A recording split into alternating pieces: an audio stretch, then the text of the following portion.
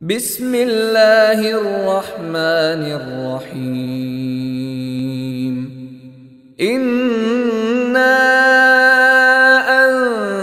انزلناہ فی لیلۃ القدر وما ادراک ما لیلۃ القدر لیلۃ القدر خیر من الف شہر تنزل الملائکۃ والروح فیہا بإذن ربہم من کل امر سلام ہی حتی مطلع الفجر۔ السلام علیکم ورحمۃ اللہ۔ بسم اللہ الرحمن الرحیم۔ رمضان شریف کے آخری عشرے کی یہ 5ویں تاخرات یا آخری تاخرات، اور آپ تمام لوگوں کو مبارک ہو، اور بطور خاص ان کو جو چاہے یہاں نہ رہے ہوں، جہاں بھی رہے ہوں، انہوں نے 5 راتوں میں کوشش کی کہ تاخراتوں کی برکات حاصل ہو جائیں۔ یہ ہمارا موضوع چل رہا تھا ایمانیات کا، جو 3 راتوں میں چلا۔ ایمان کسے کہتے ہیں؟ گزشتہ 27ویں شب میں ایمان کے بعد جو سب سے زیادہ ضروری جو چیزیں ہیں جن کا سمجھنا، وہ ٹرمینالوجیز دین کی اور وہ اصطلاحات جو ایمان کے لیے ضروری ہیں، ان میں سے ذکر 27ویں رات میں ہم نے لیا تھا، اور اس کی تفصیلات بہت تھیں سمجھنے کے لیے، اس لیے کہ اس میں سب سے زیادہ غلط فہمیاں ہیں ذکر کسے کہتے ہیں، اور اس کو سمجھنے میں کافی غور و فکر کی ضرورت تھی، اس لیے بہت تفصیل سے لیا تھا میں نے۔ اور یہ 3 ٹاپکس اور ہیں کہ جن کے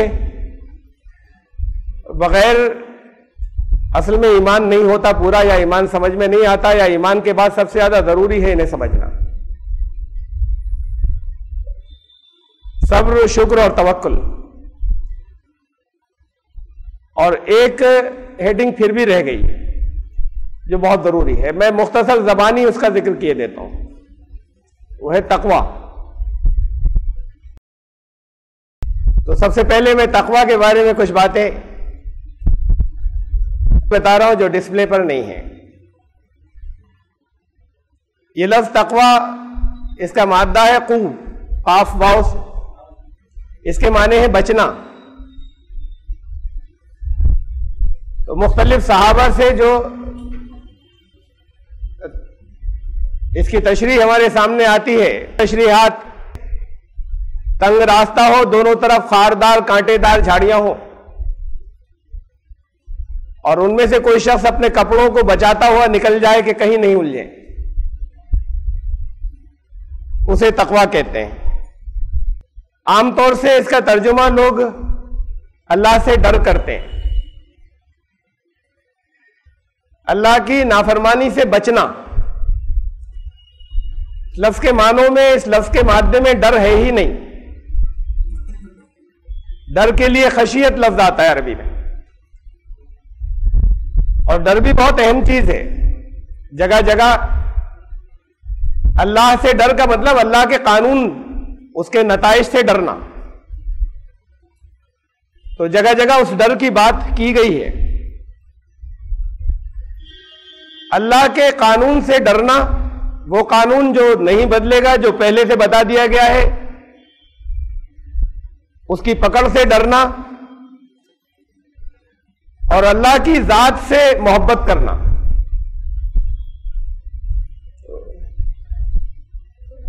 اس کی وجہ سے جگہ جگہ لوگ ٹرانسلیشن ڈر کر دیتے ہیں، اللہ سے ڈرو، اتقوا اللہ، تقوی، اللہ کا تقوی اختیار کرو کا عام طور سے ترجمہ جگہ جگہ کر دیتے ہیں اللہ سے ڈرو۔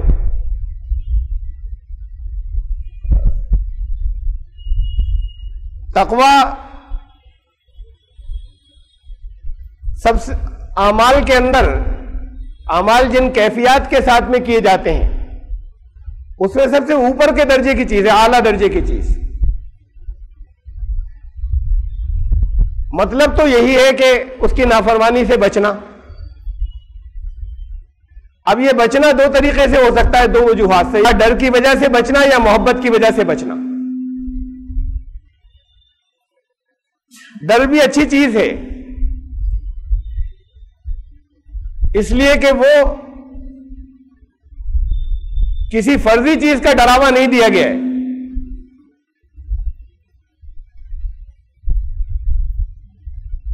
برے اعمال کے نتیجے میں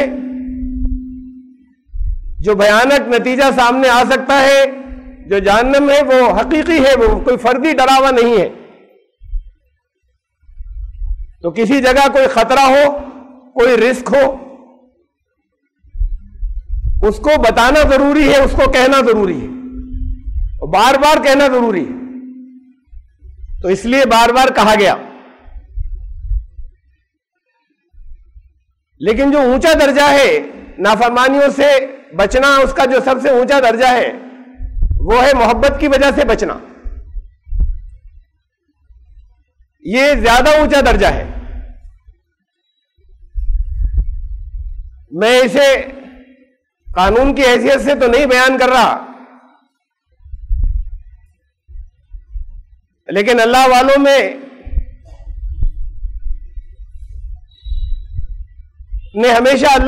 ہمیشہ اللہ سے تعلق پیدا کرنے کی یا کروانے کی کوشش کی. اور حضرت رابعہ بصریہ سے ایک قول منسوب ہے یا مشہور ہے ان کے نام سے، کہ وہ کہتی تھی کہ اللہ میرا اگر بس چلے تو تیری جہنم پہ پانی ڈال کے بجھا دوں اور تیری جنت میں آگ لگا دوں، اس لیے کہ لوگوں نے تیری محبت سے دور کر دیا ہے ان دونوں چیزوں کو. یہ اس کی لالچ اور اس کا ڈر. تیری محبت نہیں بچی، یہ لالچ بچا اور ڈر بچا. یہ ان کی کیفیات کی بات ہے، اور یہ کیفیات اگر واقعی پیدا ہو سکے تو بہت اعلیٰ درجے کی بات ہے. لیکن سب میں نہیں ہو سکتا یہ. تو قانون بتا دیا کہ جو کوئی خطرے سے ڈر کر رک جائے گا نقصان سے بچ جائے گا. جنت بھی کوئی یا اچھا نتیجہ کوئی فرضی لالچ نہیں ہے، بلکہ اچھے اعمال کا ایسا نتیجہ ہے جو حقیقی ہے، موجود ہے. تو اس کا ذکر بھی ضروری تھا، اور کثرت سے انہیں دونوں چیزوں کا ذکر ہے قرآن میں. اس لیے کہ بڑی تعداد اسی درجے پر آ سکتی ہے، کم سے کم نقصان سے بچ جائے اور اچھے عمل کر کے اپنا انعام لے لے. لیکن درجات اس سے اوپر بھی ہیں. خود قرآن شریف میں ایک سورت ہے، سورہ نمبر 56 سورہ الواقعہ، اس میں 3 گروہوں کا ذکر کیا ہے. ایک دائیں ہاتھ والے، انہیں کہا یہ اہل جنت ہوں گے، اور ان کی بہت سی انعامات اور نعمتوں کا ذکر کیا. ایک بائیں ہاتھ والے، کہا یہ اہل جہنم ہوں گے، ان کی سزاؤں کا ذکر کیا کہ وہاں کیا کیا تکلیفیں ہوں گی. اور ایک تیسرے گروہ کا بھی ذکر کیا. ان کو قرآن نے کہا کہ وہ مقربین ہیں، وہ اللہ کے قریب ہی ہیں، یعنی اہل جنت سے اوپر کا درجہ ہو گیا. انعام ان کے لیے بھی ہیں، ان کے لیے بھی ہیں. لیکن وہ جو قربت والی بات ہے، قریب ہونا اللہ سے، اس کی بات کچھ اور ہی ہے. انہیں مقربون کہا. تو یہ 3 گروہ ہیں. قربت کس کی ہوتی ہے؟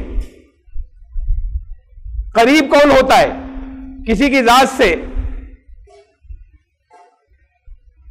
وہ ہوتا ہے جو جتنا حکم دیا گیا اسے پورا پورا مان لے، وہ اچھا انسان ہے، وہ اچھا امپلائی ہے، اچھا خادم ہے، جو حکم دیا گیا اس کی پوری پوری تعمیل کر دے، اس کے بعد اپنا کام کر رہا ہے. اور ایک وہ ہے جو محبت میں ڈوبا ہوا ہے،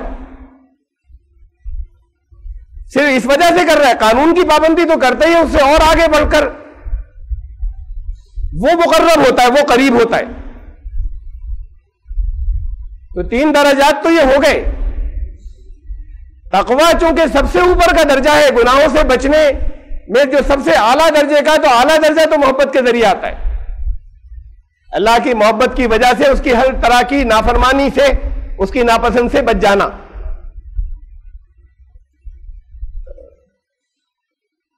میں نے مختصر آپ کے سامنے تقویٰ کے معنی رکھے، اور اس کے بعد پھر اب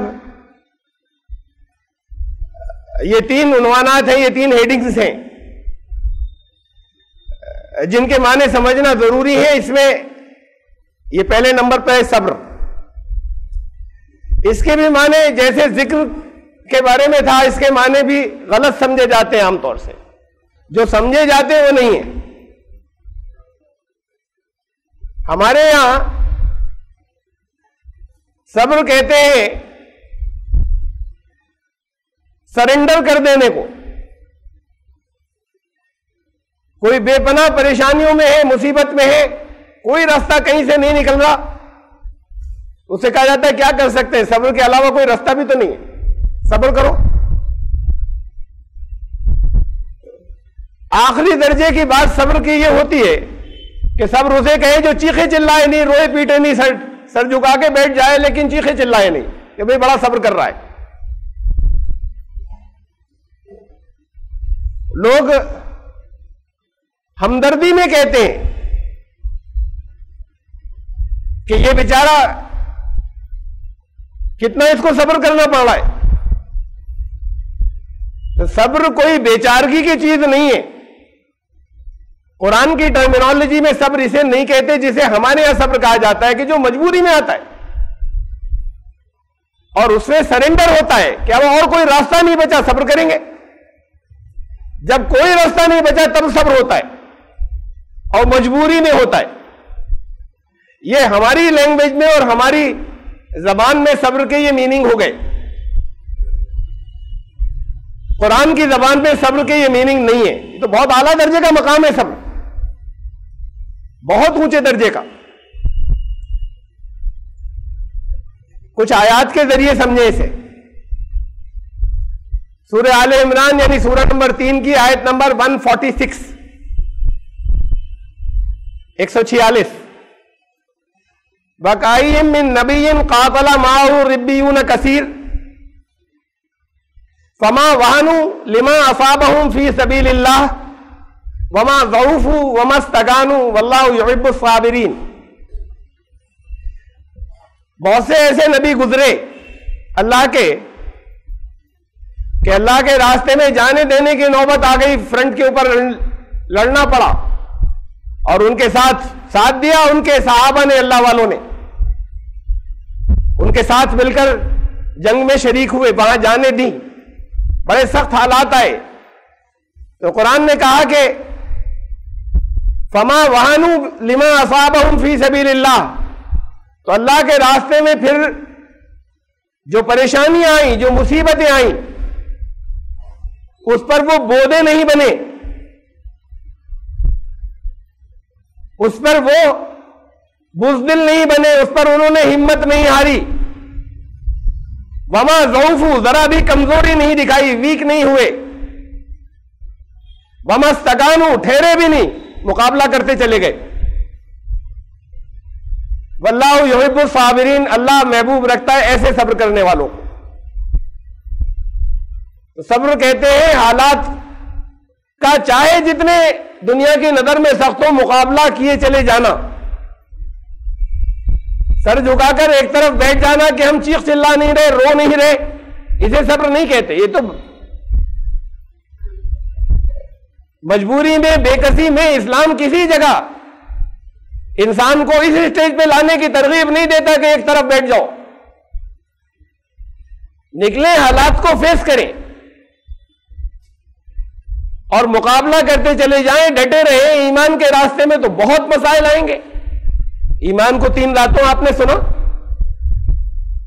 میں یاد دلا دوں صرف ایک آیت، ایمان لانے والوں سے کہا جنت میں ایسی انٹری مل جائے گی، یہ سمجھ رکھا ہے؟ ام حسبتم ان تدخلوا الجنت، تم نے یہ سمجھ رکھا ہے جنت میں ایسی داخلہ مل جائے گا؟ وَلَمَّا يَأْتِكُم مَّثَلُ الَّذِينَ خَلَوْا مِن قَبْلِكُم، اس سے پہلے جنہوں نے بھی ایمان لانے کا دعویٰ کیا ان پر جو کچھ گزرا وہ تمہارے ساتھ نہیں گزارا جائے گا، تمہارا ٹیسٹ نہیں لیا جائے گا؟ تو ایمان لانے کے بعد پہلے ٹیسٹ ہے، اور ٹیسٹ پاس کرنے کے بعد کامیابیاں ہیں، انتم الاعلون، تم ہوگے سب سے اوپر۔ یہ ٹیسٹ پاس کرنے کے بعد ہے، لیکن کہا ٹیسٹ بہت سخت ہوگا،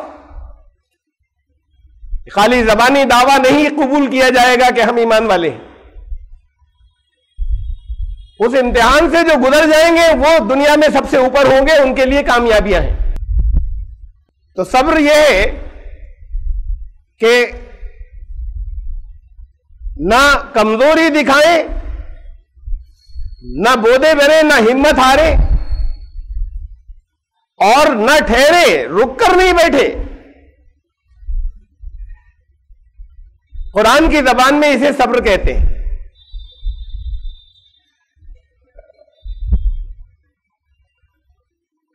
یہ تھیم ہے، خلاصہ چند الفاظ میں،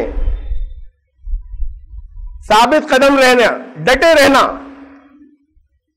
حالات کا پامردی سے مقابلہ کرنا، انہیں فیس کرنا، پھر اللہ کی مدد آتی۔ اللہ کی مدد سر ڈال کر بیٹھ جانے والوں کے لیے نہیں آتی،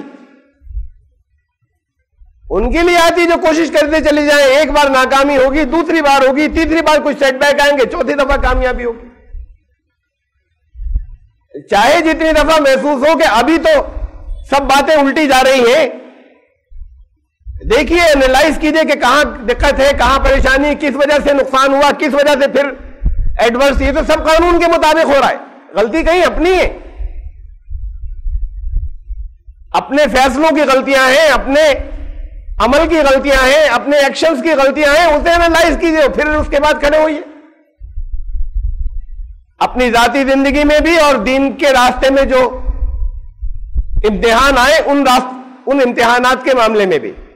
یہ بہت سی آیات ہیں،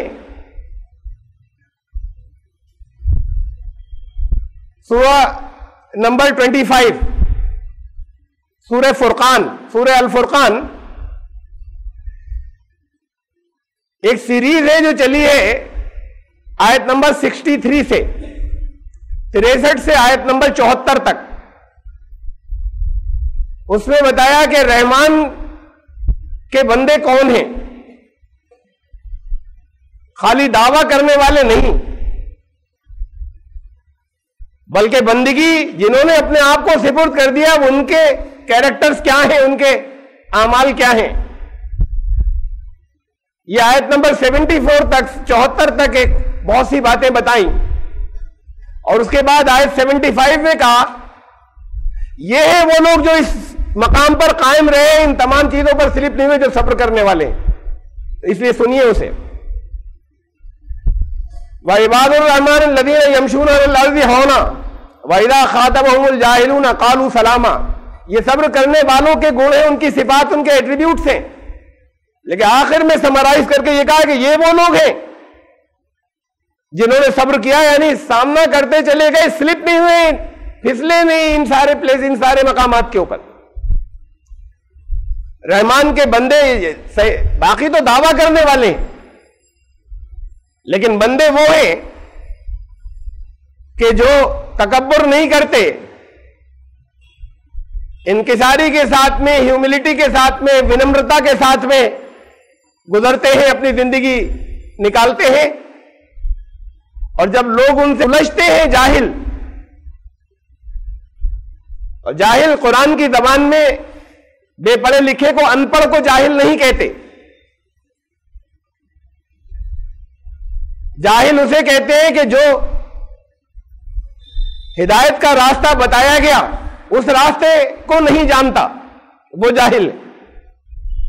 تو کہا جب جاہل ان سے الجھتے ہیں، وَإِذَا خَاطَبَهُمُ الْجَاهِلُونَ قَالُوا سَلَامًا، تو وہ نہیں الجھتے جواب میں، اور وہ کوشش کرتے ہیں کہ بائی پاس کر جائیں، اس لیے کہ جو جاہل ہے وہ کٹ حجت ہی کرے گا، جانتا تو ہے نہیں، علم نہیں ہے تو کٹ حجت ہی کرے گا. تو وہ سلام کر کر گزر جاتے ہیں، کہتے پیس، ہم جھگڑنا نہیں چاہتے تم سے. والذین یبیتون لربہم سجدا وقیاما، اپنے رب کے حضور راتیں ان کی گزرتی ہیں سجدوں میں اور قیام میں. والذین یقولون ربنا اصرف عنا عذاب جہنم، لگاتار ان کی نظر پر وہ انجام رہتا ہے کہ کہیں گڑبڑ ہوئی تو یہ خطرناک انجام سامنے ہے. یہ ایسے جو پچھلی کتنی میں آپ کو مثالیں دے چکا کہ اگر باہر 3 گروپس میں کراس فائرنگ ہو رہی ہے اور کوئی بچ کر نکل کر جانا چاہ رہا ہے تو لگاتار یہ رہے گا کہ کہیں لپیٹ میں نہیں آ جائے، کیسے بچ کر جائے. اس لیے کہ وہ انجام بہت برا ہوگا اگر لپیٹ میں آ گیا. تو ایمان کے لیے جو اعمال ضروری ہے کہیں ان جگہ پر لگاتار ان کی نظر پہ رہتا ہے، کہیں ایسا نہ ہو کہ غلطی ہو جائے اور پھر نتیجہ تو وہی نکلے گا، برا نتیجہ نکلے گا. وہ نتیجہ ان کے نظر پر ہمیشہ رہتا ہے. اس لیے کہ جہاں سے جنگل میں نہیں ہے، کہیں ویرانے میں نہیں ہے، اور چاروں طرف وہ سامان ہے جو شیطان کی طرف بلانے والے اور کھینچنے والے اور ادھر دھکیل دینے والے ہیں، اور اپنی خواہشات ہیں جو لگاتار پیچھے لگی ہوئی ہیں. تو وہ اس انجام پر نظر رکھتے ہیں جس کا نام جہنم ہے. اس لیے کہ وہ پھر پیچھا نہیں چھوڑتا، چمٹ جانے والا انجام ہے وہ. ان عذابها کان غراما والذین اذا انفقوا لم یسرفوا ولم یقتروا. دیکھیے بہت اہم بات ہے، دین، اسلام، قرآن کی تعلیمات، یہ سب عدل کا دین ہے. عدل کہتے ہیں بیلنس، توازن، سنتلن. یہ وہ لوگ ہیں کہ جو اللہ کے راستے میں خرچ کرتے ہیں لیکن فضول خرچی نہیں کرتے، نہ فضول خرچی کرتے ہیں نہ کنجوسی کرتے ہیں. یہ دونوں ایکسٹریم اور انتہائیں ہیں. اس کے بیچ کا راستہ ہے جو دین کا راستہ ہے. خرچ کرنے کا مطلب صرف یہ نہیں کہ زکات دے کر فارغ ہو گئے. اگر زکات دے دی ہے ایمانداری سے تو اس کے بعد بھی اگر پڑوسی بھوکا ہے تو ایمان جاتا رہا. اس کے بعد بھی دین کی بہت سی ضرورتیں آ رہی ہیں. مسلمانوں کی، ایمان لانے والوں کی تعلیم کا مسئلہ ہے، ان کی میڈیکل نیڈز ہیں، ان کی مسجدیں بننی ہیں.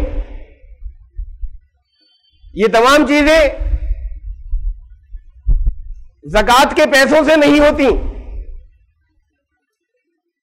قرآن شریف نے 8 ہیڈ بتائے ہیں، سورہ نمبر 9 آیت نمبر 60، سورہ توبہ کی آیت نمبر 60 کہ زکوٰۃ کہاں کہاں خرچ ہوگی.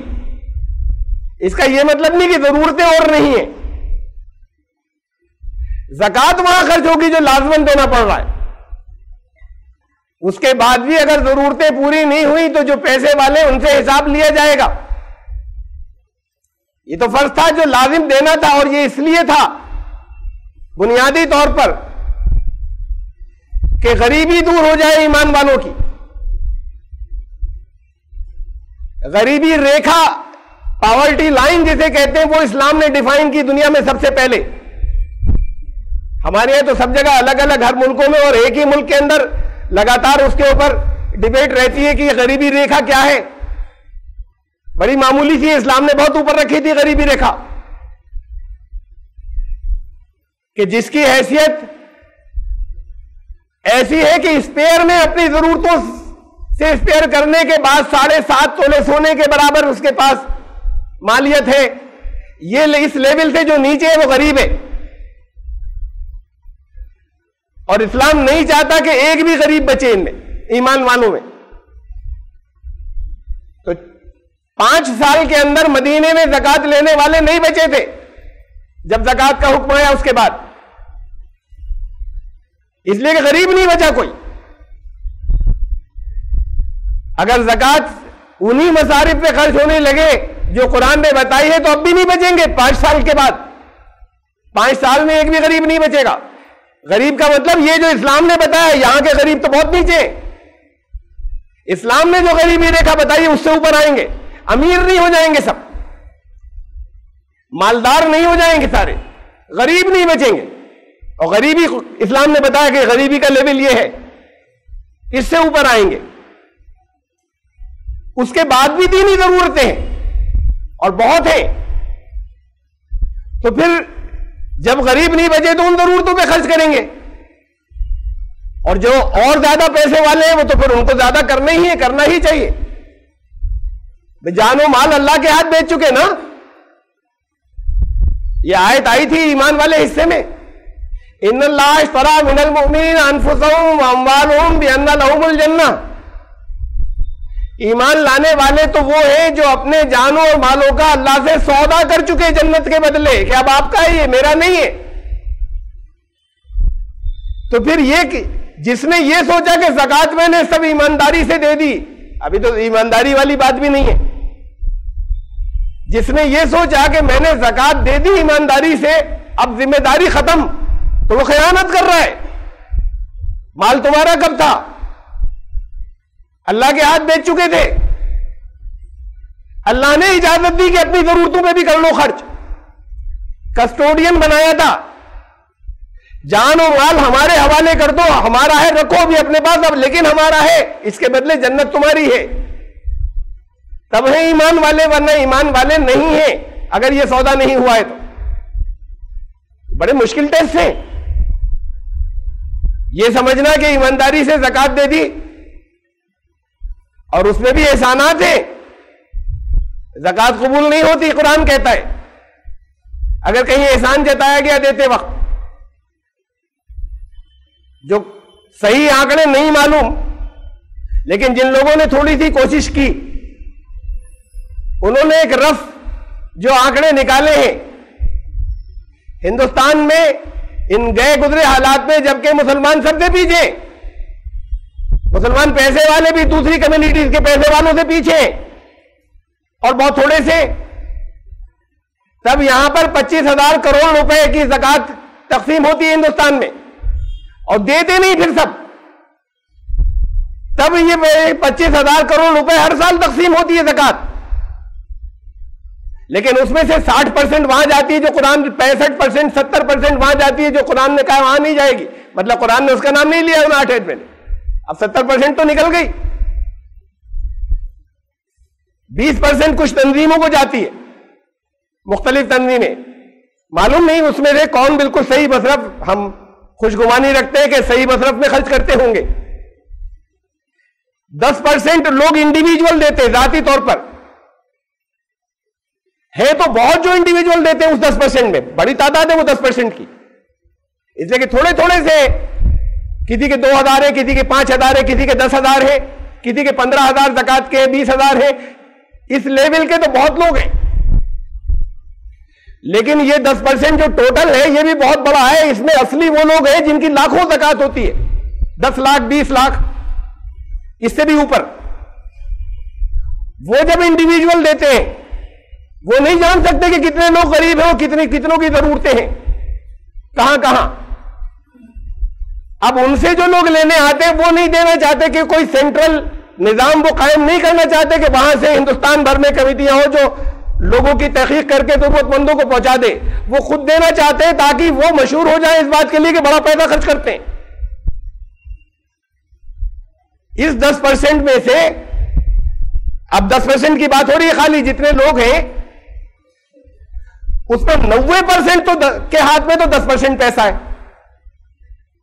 اور اس کے 10% کے 10% میں 90% پیسہ ہے، تو یہ جو دیتے ہیں یہ مشہور ہے، ہو گئے بہت کہ بڑا پیسہ اللہ کے راستے میں خرچ کرتے ہیں، تو وہ اس لیے دینا چاہتے ہیں اپنے ہاتھ سے کہ اس سے ان کا اسٹیٹس بنتا ہے، اس لیے وہ کوئی سینٹرل نظام نہیں قائم ہونے دینا چاہتے۔ تو میں یہ کہہ رہا تھا یہ زکوٰۃ نہیں ہے اس رات کا موضوع. میں یہ کہہ رہا تھا کہ یہ قرآن نے یہ کہا کہ جب کہا خرچ کرو اللہ کے راستے میں انفقو, تو اسے انفاق فی سبیل اللہ یہ لفظ بنائے نفقا, نون فے قاف اس کا مادہ ہے. یہ نفق دو چیزوں کو کہتے تھے پرانے عرب کے اندر جب قرآن نازل ہوا تو. ایک تو اس مشق کو کہتے تھے پانی کی جس کے دو منہ ہوتے ہیں, ایک طرف منہ, آج کے بچوں نے نہیں دیکھی مشق, اسے مشقیں یہ بھیجتی ہوتے تھے, پانی بھرتے تھے, جگہ جگہ پانی پلاتے تھے یا پانی گھروں کو لا کر دیتے تھے. چمڑے کی مشق ہوتی تھی, اس کے دو منہ ہوتے تھے, ایک منہ بندھا ہوا ہے ایک منہ کھلا ہوا ہے, لیکن منہ دو ہیں. ایسا برتن جس کے دو منہ ہو ایسی مشق, اس میں ایک طرف سے ڈالا جائے دوسری طرف سے نکل جائے, اور ایک وہ چوہے یا اور دوسرے بعض جانور جو بل ایسا بنا لیتے ہیں جو کہ کوئی اگر ان پر حملہ کرے تو دوسری طرف سے بھاگ جائے, جو اپنے بل کے دو راستے رکھتے ہیں, اسے بھی نفق کہتے تھے. اب اس سے قرآن کے دو لفظ بنے, عربی زبان کے اندر دو لفظ آئے اس سے. انفاق خرچ کرنا, ادھر سے آئے ادھر نکل جائے, رکے نہیں, یہ تو انفاق ہوا بڑا اعلیٰ درجے کی بات جس کو کہا کہ وہ خرچ کرتے ہیں. اور دوسرا اس سے اسی سے لفظ بنا نفاق, منافقت. دین ادھر سے, ایمان ادھر سے آتا ہے ادھر سے نکل جاتا ہے, رکتا نہیں. ایک ہی مادے سے ہی دو لفظ بنے. ایمان اگر نہیں رکا تو منافق ہو گیا, مال اگر رک گیا تو منافق ہو گیا. اگر اللہ کے دین کو ضرورت ہے, اپنی ضرورتوں پہ خرچ کرنے سے نہیں روکا, لیکن کہا تم جمع کرو اور دین کی ضرورتیں ہو, تو اس میں سب آ گیا. اس میں زکوٰۃ بھی اور زکوٰۃ کے بعد بھی جتنی ضرورتیں وہاں, اس لیے کہ مال اللہ کا تھا تمہارا نہیں تھا. اس کا پھر جنت کا سودا نہیں ہوا, تم نے اپنا سمجھا تھا. تو ایمان والے تو اپنے جان و مال کا سودا کر چکے جنت کے بدلے. تو یہ تصور جہاں آیا کہ زکوٰۃ تو دے چکے, وہاں پھر ایمان جو ہے وہ ہل رہا ہے, اس کے بعد بھی جو کچھ ہے وہ اپنا کب ہے, وہ بھی اس کا سودا اللہ کے نام کیا ہوا ہے, اللہ سے کیا ہوا ہے جنت کے بدلے. تو پھر وہ لوگ جو خرچ کرتے ہیں لم یسرفو, فضول خرچیاں نہیں کرتے. اللہ نے اجازت دی ہے اپنے اوپر خرچ کرنے کی, فضول خرچی نہیں کرتے. اس کا پیمانہ طے ہونا بڑا مشکل ہے کہ فضول خرچی کیا ہے. کسی کی ضرورت سائیکل سے پوری ہو جاتی ہے, کسی کی ضرورت 4 کاروں سے یا 4 گاڑیوں سے پوری نہیں ہوتی ہے, ضرورتیں واقعی ہیں. تو یہ تو انسان خود طے کرے گا, اور انسان اور اللہ کے بیچ میں کوئی دوسرا حکم نہیں لگائے گا کہ فضول خرچی کیا ہے. لیکن وہ چیزیں جنہیں انسان اپنے استعمال میں نہیں لیتا, دین نے منع نہیں کیا کہ آپ آرام کے لیے قیمتی چیز لے لیجئے, اپنی ضرورت کے لیے دین نہیں آ رہا بیچ میں, لیکن آپ کے استعمال کی بھی نہیں ہے, پھر لے کر ڈالیے, تو پھر وہ فضول خرچی ہے. گھر میں کتنی چیزیں ہیں, کتنے کپڑے ہیں, کتنے جوتے ہیں, کتنی اور آرام آسائش کی چیزیں جو ایک طرف پڑی ہوئی ہیں, جس کا نمبر نہیں آتا استعمال کرنے کا. اس لیے نہیں آتا کہ آؤٹ آف ڈیٹ ہو گئے, اس لیے نہیں آتا کہ اب اس درجے کی چیز نہیں رہی, اس لیے نہیں آتا کہ ہمیں پسند نہیں ہے. یہ ضرورت سے زیادہ ہے.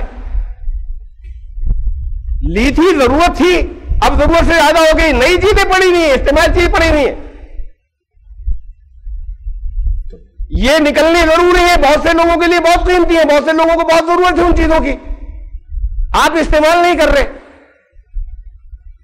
اس لیے اس کی تشریح کی قرآن نے 2 مقامات کے اوپر اس بات کی کہ یسألونک ماذا ينفقون, سوال کرتے خرچ کیا کریں, کتنا کریں, یہ سوال تم سے کریں گے تو کہہ دینا قل العفو, جتنا تمہاری ضرورت سے زیادہ ہو, زیادہ وہ ہے جسے استعمال نہیں کر رہے.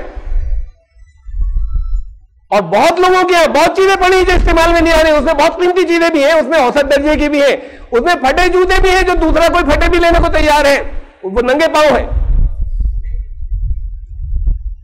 تو یہ ضرورت سے زیادہ والا حصہ تو گھر میں رکھنا وبال ہے, گناہ ہے. اور اگر لیا تھا اور استعمال میں نہیں آنی تھی تو وہ اسراف ہے, وہ اسراف ہے. کھانے کے لیے آپ نے اچھی چیز جو آپ کو پسند ہے وہ خریدی, کھائیے, دین نہیں روکتا, لیکن اس میں سے بہت سی پھک جائے تو پھر وہ اسراف ہے. وہ ضرورت سے زیادہ تھا, اس میں سے کچھ بھی پھکا تو اسراف ہے, وہ ضرورت سے زیادہ تھا. جتنا کھانا جو ہے وہ کچا بھی, گیہوں چاول اور پکا ہوا دنیا میں پھینکا جاتا ہے, صرف وہی بچ جائے تو کوئی بھوکا نہیں بچے گا, صرف اتنا بچ جائے تو بھوکا کوئی نہیں بچے گا جتنا پھینکا جاتا ہے, وہ اسراف ہے.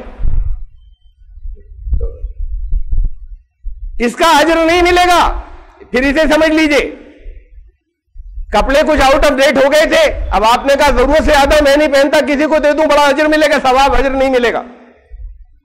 رکھنا گناہ ہے, تھا ہی کیوں یہ, اسے نکالیے, اجر کا نہیں ہے, نیکی نہیں ملے گی.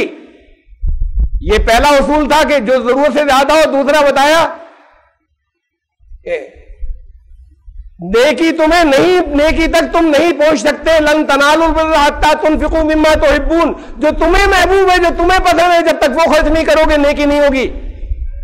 یہ تو یوز نہیں کر رہے تھے, دل سے اتر گیا تھا استعمال, اس پہ نیکی نہیں ملے گی. نیکی تب ہوگی جو تمہیں پسند ہے جب وہ خرچ کرو گے, جو تمہیں محبوب ہے جب وہ دو گے تب نیکی ہوگی. یہ نکالنا ضروری ہے, اس سے تو گناہ ہے. تو اسراف میں وہ چیزیں آئیں جو آپ کے استعمال میں نہیں آ رہی یا آپ کو پھینکنی پڑ رہی ہے ضرورت کے بعد, وہ سب اسراف ہے. تو وہ جب خرچ کرتے ہیں تو وہ فضول خرچی نہیں کرتے. ولم یقتروا, اور کنجوسی نہیں کرتے, اس میں اپنا کب ہے اللہ کے راستے میں خرچ کرنے میں. وکانا بین ذالک قواما, عدل کا راستہ اختیار کرتے ہیں, اپنی ضرورتوں پہ خرچ کرنے کی اجازت ہے, اس کے بعد کا حصہ سارا عدل سے باہر ہے. والذین لا یدعون مع اللہ الہا آخر, اور وہ لوگ جو اللہ کے قانون کے علاوہ کسی قانون کو دل سے تسلیم نہیں کرتے. اس کا مطلب خالی پوجا لیا جاتا ہے کہ اس کے علاوہ کسی کو اللہ کے سوا کوئی دوسرا معبود نہیں ہے. اور معبود کا ترجمہ پوجا ہو جاتا ہے جس کی پوجا کرتے ہیں, پرستش. الہ کا مطلب ہے وہ جس کا مکمل اختیار ہو, اسی کے آگے جھکا بھی جائے, یہ بھی شامل ہے, لیکن سارا اختیار اسی کا, ہر طرح کا. تو وہ کسی دوسرے کو الہ جو ہے وہ کہیں مجبوری ہو الگ بات ہے, دل سے نہیں مانتے. کسی دوسرے کے قانون پر بھی دل سے راضی نہیں ہوتے اللہ کے قانون کے مقابلے میں, یہ بھی اس میں شامل ہے. وَلَا يَقْتُلُونَ النَّفْسَ الَّتِي حَرَّمَ اللَّهُ إِلَّا بِالْحَقِّ, اللہ نے جتنی جہاں اجازت دی ہے صرف اس جان کو لیتے ہیں, جہاں اجازت نہیں دی ہے اسے حرام ٹھہرا دیا. جہاں اجازت نہیں دی ہے وہاں ان کے ہاتھ سے جان نہیں جاتی. ولا یزنون, اور ویبچار بدکاری زنا نہیں کرتے. والذین لا, یہ آیت نمبر 72, 73, 74, 72 سے یہ بیچ میں جو ایک دو آیتیں میں نے چھوڑی ہیں یہ تشریح کی ہیں, جو درمیان میں قرآن کا انداز ہے کہ اس کے اوپر جسے بٹوین دی لائنز کہتے ہیں, اللہ کی طرف سے اپنا ایک تشریح یا کامنٹ ہوتا ہے. لوگ کیا کرتے ہیں, میں نے وہ ساری یہ اعمال کیا ہیں, وہ لوگ کون ہیں جو رحمان کے بندے ہوں گے, وہ سب لے لیا ہے. والذین لا یشہدون الزور, جھوٹ کے گواہ نہیں بنتے. جھوٹ کے گواہ نہیں بنتے کا مطلب جھوٹی گواہی نہیں دیتے. ایک بات تو یہ ہو گئی, خالی جھوٹی گواہی کی بات نہیں ہو رہی, جھوٹ کا کسی جگہ ساتھ نہیں دیتے, نہ اپنی زندگی میں, نہ اپنے جاننے والوں کو, نہ اپنے قریبی لوگوں کی زندگی میں جھوٹ کا ساتھ نہیں کہیں دیتے کسی جگہ. جھوٹ آیا, ایمان گیا, حق ہے اس لیے کہ یہ حق اور جھوٹ, حق اور باطل ایک ساتھ اکٹھے نہیں ہوتے, تو یہ مکسنگ نہیں چلے گی. پاکیزگی بڑی پوترتا کی بڑی پیورٹی ہوتی ہے، وہ پیورٹی نکل جاتی ہے اگر آپ بڑا سا پانی کا ڈرم ہو، ایک اس کے اندر پیشاب کا قطرہ گر جائے، یہ بہت بڑا ڈرم تھا، ایک قطرہ گرا ہے، نہ ٹیسٹ بدلا اس کا پانی کا، نہ رنگ بدلا، نہ اسمیل بدلی، اس میں کیا حرج ہے؟ اسے پھر جب یہ معلوم ہو جائے کسی کو تو اسے نہیں چھو سکتا۔ پاکیزگی بڑی سینسیٹیو ہوتی ہے، ذرا سی ملاوٹ نہیں، معمولی سی ملاوٹ نہیں، 100% پیور۔ جھوٹ کی معمولی سی بھی ملاوٹ ہوئی تو سچ گیا، کہا کہ جھوٹ کے گواہ نہیں بنتے۔ وَإِذَا مَرُّوا بِاللَّغْوِ مَرُّوا كِرَامًا، یہ بہت اونچے درجے کی تعلیم، بہت اونچائی کی بڑی ہائٹس پر پہنچایا ہے اعمال کو اسلام نے۔ خالی گناہ کی بات نہیں ہو رہی، فضول باتیں ہیں بڑی، اس کے جب وہاں پر کہیں فضول لغو باتیں ہو رہی ہو، نہیں ہے، گناہ نہیں ہے، اس کے باوجود لغو فضول باتیں چل رہی ہیں، وہاں سے بڑے گریسفلی گزر جاتے ہیں۔ ہمارا کام نہیں ہے اس میں بیٹھنا،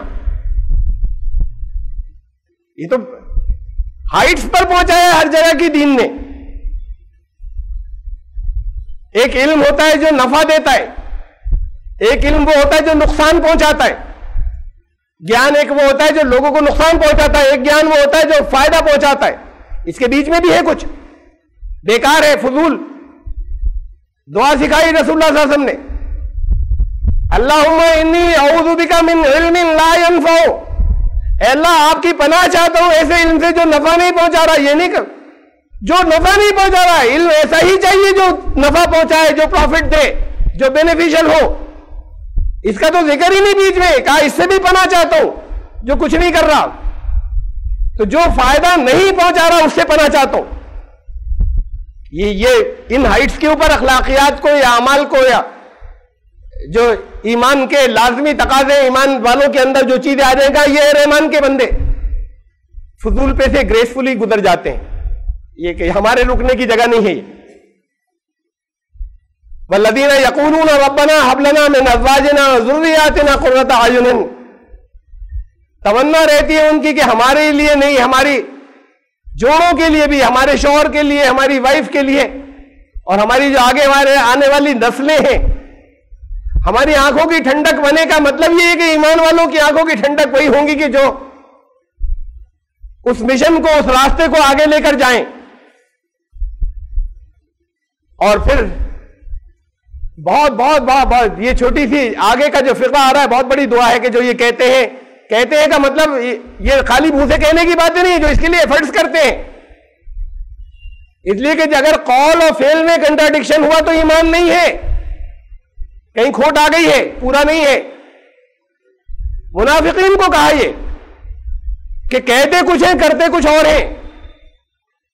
ایمان والوں سے کہا یا ایھا الذین آمنوا لم تقولون ما لا تفعلون، ایمان والوں وہ کیوں کہہ رہے ہو جو کر نہیں رہے۔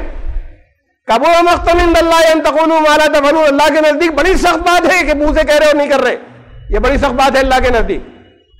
تو یہ تو جو کہتے ہیں کرتے ہیں، تو کہنے کا مطلب ایمان والے یہ کرتے ہیں، کیا کہہ رہے ہیں، کیا دعا ہے اور کس کے لیے کوششیں پھر کرتے ہیں، اس کے لیے خالی بیٹھ کر دعا کرنے کی نہیں ہے۔ وجعلنا للمتقین اماما، اور ہمیں بنا دے، ہماری فیملیز کو، ہمارے بچوں کو متقین کا امام، لیڈرز کو لیڈ کرنے والے ہوں تقوی کے اندر۔ یہ خالی ایوریج نہیں، تقوی میں لوگوں کو رہنمائی کرنے والے اور لیڈ کرنے والی ہوں، ہماری نسلیں ایسی ہوں اور ہمارے پارٹنرز، لائف پارٹنرز ایسے ہوں۔ یہ ہے رحمان کے بندے۔ اب ہوتا کیا ہے ہمارے ترجموں میں، قرآن تو کہہ رہا ہے عباد الرحمان، رحمان کے بندے وہ ہے جہاں سے یہ شروع کیا ہے، وہاں ہم ترجمے کہتے ہیں اللہ کے اصلی بندے، تو ڈائلیوٹ ہو جاتی ہے بات، بہت ایک بریکٹ لگا دیتے ہیں۔ اصلی بندے وہ ہے، ویسے سب اچھے بندے ہیں لیکن یہ ذرا زیادہ اچھے بندے ہیں۔ تو ایمان تو کمی ہو جائے گی، پھر فوراً توبہ، کمی کے اوپر پرسسٹ نہیں کرے گا، انسسٹ نہیں کرے گا، ڈٹے گا نہیں، شیطان کو پاور دی بہکانے کی، مسلیڈ کرنے کی۔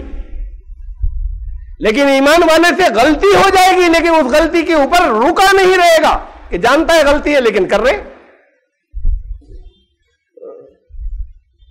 تو یہ جو اونچا درجہ ہے یہ پھر ایمانیات کا ہے. یہ سب نیچے ہر سب چیزوں کو بائی پاس کر کے بتا دیا گیا کہ نہیں سب کا ایمان ہے. قرآن نے کہا کہ رحمان کے بندے تو یہ ہیں. پھر اس کے بعد اب یہ آیت آئی ہے صبر والی. اولئک یجزون الغرفۃ، آیت نمبر 75. یہ 63 سے 74 تک وہ ایٹریبیوٹس اور وہ صفات اور گن چلے تھے کہ رحمان کے بندے ہیں کون ایمان والے. کس طرح کے عمل ان کے ہوتے ہیں؟ ان سارے اعمال پر ڈٹے رہنا ہے، قائم رہنا ہے، ان پہ سے سلپ نہیں ہونا. کبھی غلطی ہو جائے تو فوراً پھر اصلاح کر لی. ایسا نہیں کہ لگاتار اس کے اندر اس غلطی وہ غلطی ان کی زندگی میں لگاتار چل رہی ہے. اولئک یجزون الغرفۃ بما صبروا، یہ چونکہ صبر کیا انہوں نے اس لیے پھر ان کے لیے بڑے اونچے بلند مقامات ہوں گے جزا اور ان کے بدلے کے طور پر. اس لیے کہ یہ ہے صبر کرنے والے. صبر کرنے نہیں، اس پر لگاتار قائم رہنے والے. یہ جو کچھ بتایا گیا ہے تو یہ زندگی بہت بڑا امتحان ہے. قائم رہنے والے، سلپ نہیں ہونے والے. کہیں غلطی ہو تو پھر فوراً توبہ کر لی اور آ گئے واپس. ان کے لیے کہا کہ ان کا استقبال ہوگا فرشتوں کے ذریعے. یلقون فیہا تحیۃ، ان جنتوں میں تحیۃ و سلامہ. تحیت لفظ جو ہے اس کا عربی میں مادہ ہے حی، بڑی ہے. اور یہ حی مانے زندہ. الحی القیوم، اللہ کی ذات زندہ حی، اس سے بنا یہ تحیت. تو یہ تحیت جو ہے اور اس کی جماعت التحیات، وہ جو پڑھتے ہیں آپ التحیات للہ. یہ مجھے بتانا بھی تھا، اس جگہ آ گیا تو یہی بتا رہا ہوں میں. اس کے بعد بتانا تھا وہ جو نماز ہوگی اس سے پہلے. آپ کے پاس بھی جو تقسیم ہوا وہ کہیں نماز کا ٹرانسلیشن کہیں تھا، وہاں سے کاپی ہو کر اور وہاں کمپوز ہو کر آپ کو ڈسٹریبیوٹ ہو گیا. میں نے کہا تھا 2-3 کریکشنز کراؤں گا. التحیات للہ والصلوات والطیبات، اس کا ٹرانسلیشن سب جگہ یہ کیا جاتا ہے کہ تمام قولی عبادتیں، قولی وہ جو منہ سے باتیں نکلتی ہیں، تمام مالی عبادتیں فائنینشیل، تمام قولی عبادتیں، تمام مالی عبادتیں اور تمام بدنی عبادتیں فزیکل اللہ کے لیے ہیں. التحیات للہ والصلوات والطیبات، یہ 4 ورڈز ہیں. ان کا ٹرانسلیشن سب جگہ یہ لکھا ہوتا ہے تمام قولی عبادتیں، تمام بدنی عبادتیں، تمام مالی عبادتیں اللہ کے لیے ہیں. ان چاروں میں سے ایک کا بھی ٹرانسلیشن قولی نہیں ہے، ایک ورڈ کا بھی. ان چاروں میں سے ایک ورڈ کا ٹرانسلیشن بھی بدنی یا فزیکل نہیں ہے. ان چاروں میں سے ایک ورڈ کا ٹرانسلیشن مالی نہیں ہے. ان چاروں میں سے ایک کا بھی ٹرانسلیشن عبادت نہیں ہے. کیسے ہمارے یہاں یہ ٹرانسلیشن پریویل کیا مجھے نہیں معلوم. یہ التحیات، یہ لفظ تحیت یہاں آیا اس آیت کے اندر، جس میں زندگی ہو، زندگی کی صلاحیت. اب وہاں جنت میں زندگی ہوگی، فرشتے استقبال کریں گے. آ گیا تمہارا جو زندگی جو تمہاری رہنی ہے، اب اصلی زندگی میں آ گئے تم. زندگی بخش قوتیں تمہارے لیے اس کی دعا کر رہے ہیں فرشتے آ کر. تحیات یہ اس کی جمع ہے، تحیت کی. یہاں تو نہیں لکھتے قولی یا بدنی یا مالی عبادت، اس کے ترجمے میں قرآن کا لفظ ہے، اس کے جمع ہے تحیات. والصلوات، یہ صلوات قرآن کا لفظ ہے. بہت سی باقی سب جگہ اللہ کی طرف سے صلوات بندوں کے اوپر قرآن شریف میں رحمتیں، وہاں پر ترجمہ رحمتیں. جب اللہ کی طرف سے صلوات ہے تو رحمتیں اس کا ترجمہ ہوتا ہے. قرآن کا لفظ ہے، جگہ جگہ یہ ترجمہ ہوتا ہے والصلوات. طیبات، پاکیزگیاں، پوترتائیں، کلیئر ترجمہ ہے. طیب پاک کو کہتے ہیں. تینوں لفظ قرآن کے ہیں. اللہ کے لیے ہے کا مطلب اللہ کو تو ضرورت نہیں کسی چیز کی. ان پہ ان کی سورس اللہ ہے، ان کا منبع اللہ ہے، ان کا شروط اللہ ہے. تو تمام زندگی بخش صلاحیتیں زندگی التحیات للہ ہے. زندگی دینے والی ساری قوتیں، صلاحیتیں، والصلوات اور ساری رحمتیں، والطیبات اور ساری پوترتائیں، پاکیزگیاں اس کی سورس اللہ ہے، وہاں سے ملتی ہیں. بس یہ کریکشن التحیات میں اتنا یاد رکھیے گا. ابھی نماز کا جو ترجمہ آپ نے یاد کیا ہوگا، پچھلی رات کو بتایا تھا، آج اس کا میں نے یہاں پر اس تحیت لفظ آ گیا اس وجہ سے بتایا. تحیت مانے زندگی، حیات، یہ دعائے حیات، زندگی کی دعا اور سلامتی. اس کے ساتھ فرشتے ان کا استقبال کریں گے کہ اب تمہاری زندگی اصلی زندگی ہو گئی شروع. اور پھر قرآن کہتا ہے کہ آپس کی پھوٹ یہ صبر کے خلاف ہے. اگر پھوٹ میں شامل ہوئے، کسی نے بہت نقصان پہنچایا، آپ نے اس نقصان کی کوشش کر کے تھوڑی سی تدبیر کر لی کہ نقصان نہیں پہنچے، تو یہ تو دوسری بات ہے. لیکن دل میں بغض آ گیا، اب نقصان پہنچانے کے اپنے پلان بن رہے ادھر سے، تو یہ انتشار ہے، یہ پھوٹ ہے، یہ صبر کے خلاف ہے. سورہ انفال آیت نمبر 46، سورہ نمبر 8 آیت نمبر 46، وَأَطِیعُوا اللَّهَ وَرَسُولَهُ وَلَا تَنَازَعُوا. اللہ اور رسول کی دیکھو اطاعت کرنا، آپس میں تنازع نہیں ہو، آپس میں بڑے ڈسپیوٹس جس میں پھوٹ پڑ جاتی ہے وہ نہ ہو. فَتَفْشَلُوا، پھر بزدل ہو جاؤ گے، ہمتیں ختم ہو جائیں گی. لوگ مل کر جب ساتھ ہوتے ہیں تو پاور بنتے ہیں، جب کوئی ساتھ دینے والا نہیں ہوتا، اپنے ہی ٹانگ کھینچنے والے ہیں، تو ہر طرف سے خطرہ ہوتا ہے. وَتَذْهَبَ رِيحُكُمْ، پھر تمہاری ہوا ختم ہو جائے گی، تمہاری ریپوٹیشن ختم ہو جائے گی، تمہاری ہوا نکل جائے گی. اس کے بعد یہ لفظ آ رہا ہے صبر کا، وَاصْبِرُوا، پھر اس راستے پہ قائم رہنا، ڈگمگانا مت. یہ پھوٹ آئی، صبر گیا. تو جو صبر کرنے والے ہیں وہ کسی کے خلاف بغض نہیں رکھتے، ان کے خلاف پلان نہیں بناتے. کسی نے اگر نقصان پہنچایا تو زیادہ سے زیادہ نقصان سے بچنے کی تدبیر کر لی اپنی، لیکن کوشش کرتے پھوٹ نہیں پڑے اور اس راستے پر باقی رہتے. شیطان چاہے جتنا اکسائے، قرآن نے کہا کہ بڑا اونچا مقام ہے یہ.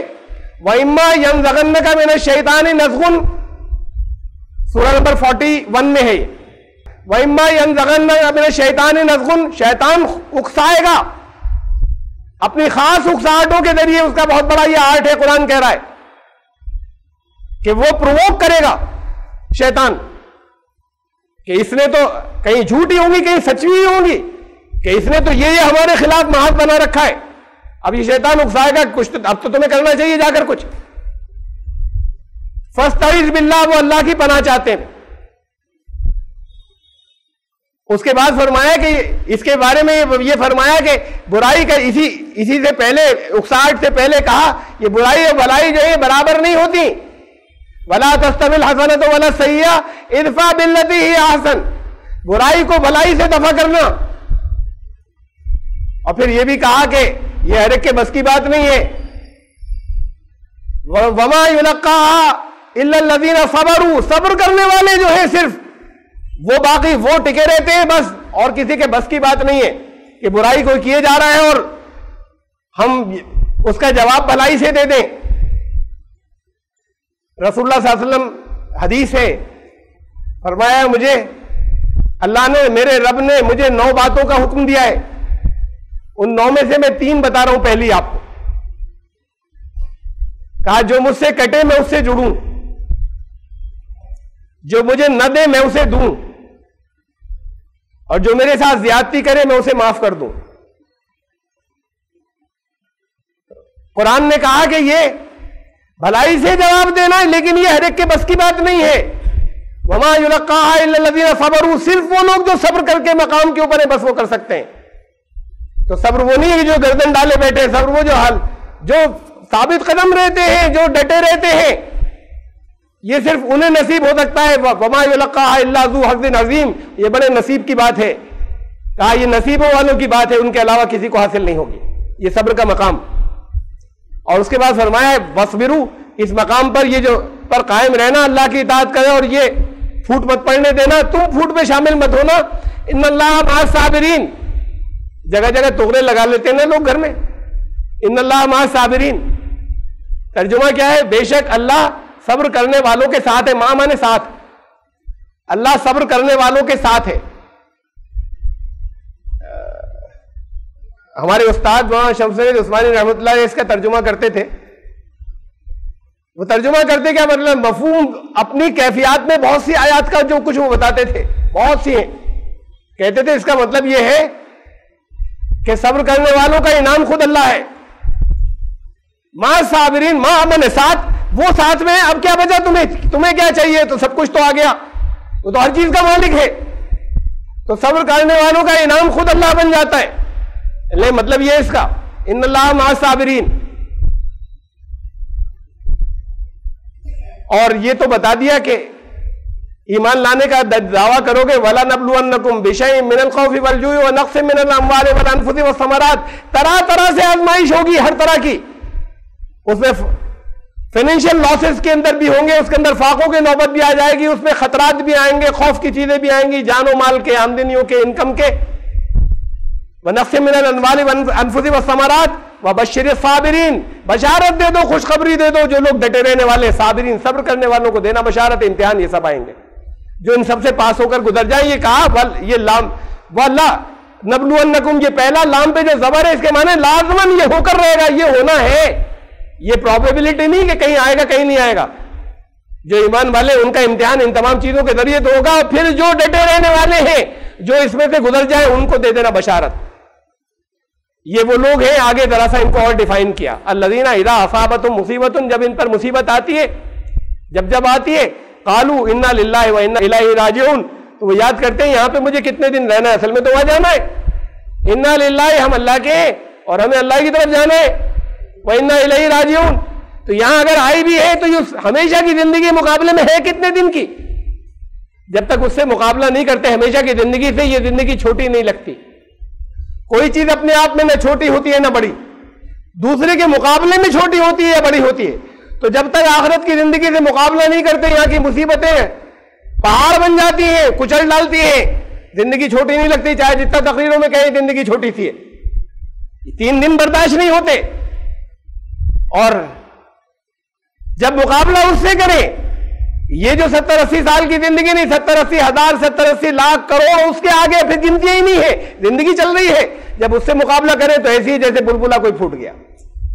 تب چھوٹی لگتی ہے جب وہ زندگی سامنے ہوتی ہے. اور تب پھر وہ طاقت آتی ہے، وہ ہمت آتی ہے کہ کسی کو کوئی تکلیف محسوس ہی نہیں ہوتی، ہر امتحان سے نکل جاتے ہیں. دوسرے کہتے ہیں بڑی پریشانی میں، اس پر کوئی پریشانی نہیں ہوتی. جب اس کی نظر میں وہ ہوتی تو زندگی چھوٹی ہو جاتی ہے. کہا کہ ہمیں جب پریشانی آتی ہے کہتے ہیں ہماری منزل تو وہ ہے ہمیشہ کی زندگی، اس کے پاس لوٹ کر جانا ہے. اور پھر مجھے اس پر بھی یاد آیا کہ وہ استاد ہمارے کہتے تھے اس کی جو مفہوم کہتے جانتے ہو اس کا مطلب کیا ہے؟ انا للہ و انا الیہ راجعون. کوئی پریشانی آئی، کچھ مال کھو گیا، چوری ہو گئی، پیسے جیب کٹ گئی، تو کھٹ سے کہتے ہیں نا، جو قرآن نے کہا بھئی کوئی پریشانی آئے تو کہنا انا للہ و انا الیہ راجعون. انا للہ فوراً منہ سے نکلتا ہے، ہر ایک کے نہیں نکلتا، لیکن اکثر لوگ جو ہے فوراً انا للہ و انا الیہ، خالی کسی کی موت پر نہیں کہا جاتا. کوئی نقصان جیسے ہی ہوا تھا رے انا للہ و انا الیہ راجعون، یہ کیا ہوا؟ کہتے تھے جانتے ہو تو کیا ہے، یہ تو بڑی گھبراہٹ کا جملہ ہو گیا نا، بڑی فکر کا، پریشانی کا. کہتے تھے اس کا مطلب یہ کہ سامان تو پہنچ گیا، ہم بھی آنے والے ہیں. اللہ کیا اکٹھا، ارے ہمیں وہی آنا ہے نا، یہاں سے گیا اللہ نے لے لیا، وہاں ملے گا. تو جب کوئی کہا اس کا مطلب یہ ہوتا ہے کہ اس کا مفہوم یہ ہے کہ ایمان والا شکر ادا کرے، سامان پہنچ گیا، ہم بھی آنے والے ہیں. یہ ٹرانسپورٹیشن ہو گیا، پہلے سے جو پہنچا دیا گیا، اب ہم آگے لے لیں گے. تو یہ وہ چیزیں جن سے گزارا جائے گا. قرآن کہتا ہے لازمی طور پر صبر کرنے والوں کو بشارت دے دو.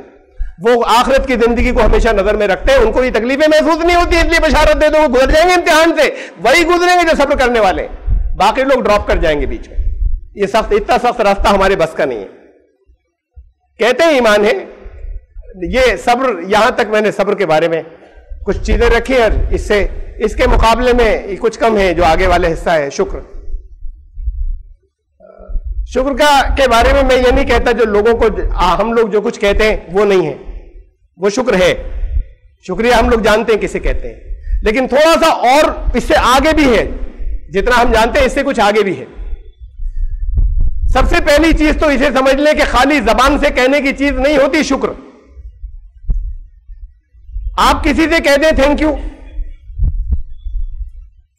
دل میں ذرا سا بھی احساس نہیں ہے شکریہ کا. زبان سے کہہ دیا تو وہ دھوکہ کھا جائے گا کہ صاحب ہمارے بڑے احسان مند ہو گئے. آپ کے دل میں ذرا بھی کوئی جذبہ نہیں تھا، منہ سے کہہ دیا تھا آپ نے، وہ خوش ہو گئے. انہیں معلوم نہیں تھا دل کے اندر کی کوئی جھانک کر نہیں دیکھ سکتے.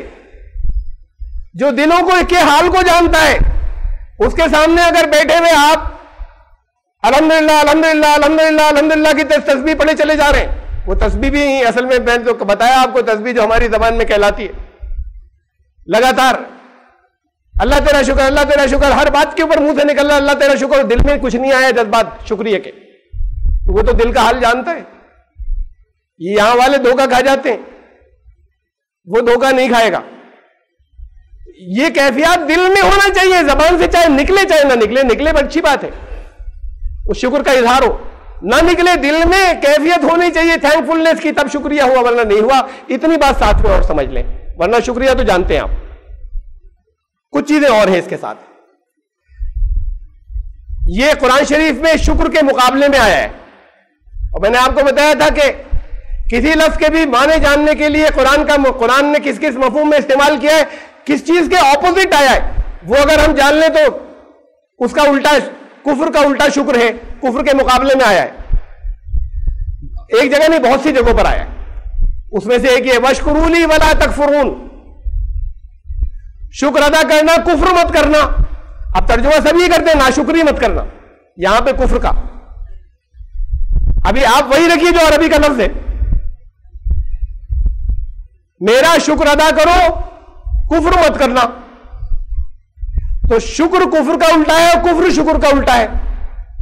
تو یہاں ناشکری مت کرنا ترجمہ اس لیے کرتے ہیں کہ بھئی شکر کا الٹا ناشکری ہوتا ہے، تو اس جگہ کفر کا مطلب ناشکری. لیکن اس سے ہمیں کفر کے معنی بھی معلوم ہوتے ہیں کہ شکر کا الٹا ہے، ایک معنی یہ بھی ہیں، صرف یہی نہیں ہے. اور اس سے ہمیں جو کفر کے جو معنی ہیں اس کا الٹا شکر ہوگا، کفر کے جو بھی معنی اس کا الٹا شکر ہوگا. پھر کفر کے معنی کیا کیا ہیں؟ 3 میننگز ہیں کفر کے، جو لٹرل میننگ ہے لفظی معنی کفر کے 3 ہیں. سب سے پہلا ہے نہیں ماننا یا منع کرنا یا انکار کرنا. کفر کے معنی انکار کرنا یا کفر کے معنی نہیں ماننا یا کفر کے معنی منع کرنا. اسلام کا انکار کر رہا ہے کافر ہو گیا، نہیں مان رہا ہے، انکار کر رہا ہے، منع کر رہا ہے، تو یہ کفر کے پہلے معنی ہیں. تو شکر کے معنی کیا ہوئے؟ شکر کے معنی ہوئے نعمت کا اقرار، انکار نہیں. انکار کفر ہے، نعمت کا اقرار، اس کا احساس اور اقرار، یہ پہلے معنی، پہلے میننگ ہوئے. کفر کے دوسرے معنی ہے معنی چھپانا. کافر معنی چھپانے والا، ایک یہ میننگ ہے کفر. تو پھر شکر کے معنی کیا ہوئے اس کے الٹے؟ نعمت کی قدر جو ہے وہ چھپا کر نہیں رکھے گا، ظاہر کرے گا، وہ ہے شکر کرنے والا. مثلا قرآن سب سے بڑی نعمت ہے تو اسے چھپائے گا نہیں، پھیلائے گا، ظاہر کرے گا نعمت، یہ قدر ہے اس کی.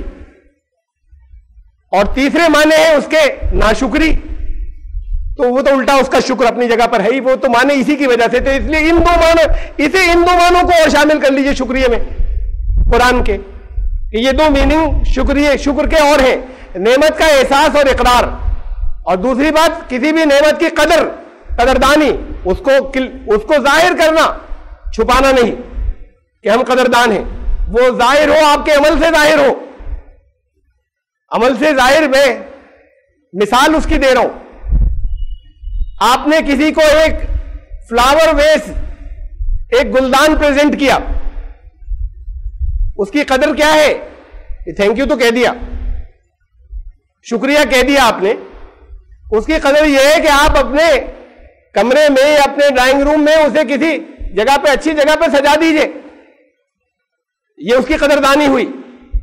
اسے آپ نے لپیٹ کر کہیں اگر رکھ دیا تو بھی قدر نہیں کر رہے، اس کی قدر نہیں کر رہے، لے کر آپ نے رکھ دیا اسے ایک طرف. قدر یہ ہے کہ اس کا صحیح استعمال کریں. اچھا استعمال کیا ہے؟ یہ صحیح استعمال ہے. اب وہ جو فلاور ویس ہے، وہ جو گلدان آپ نے کسی کو پریزنٹ کیا، ایک دن گھر گئے تو دیکھا کہ اس کے اندر پانی لے کے واش روم لیٹرین جا رہے تھے پانی بھر کے.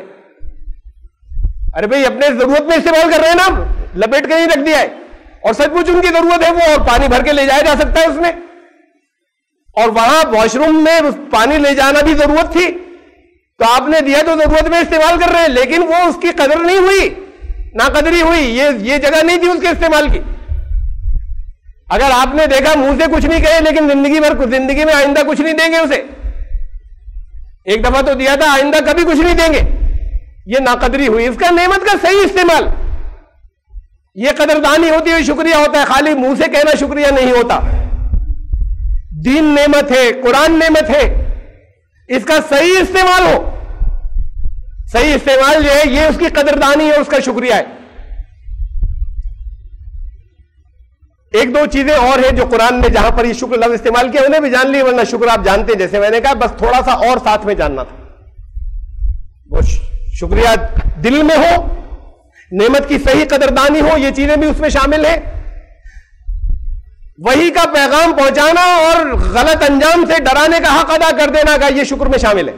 قرآن کے غلط انجام سے ڈرا دو تب تم نے اس کا شکریہ ادا کیا جو اللہ نے تمہارے پاس بھیجا تھا، اور تم اسے رکھے بیٹھے رہے اور تم نے غلط انجام سے نہیں ڈرایا تو یہ شکریہ ادا نہیں کیا اس کا.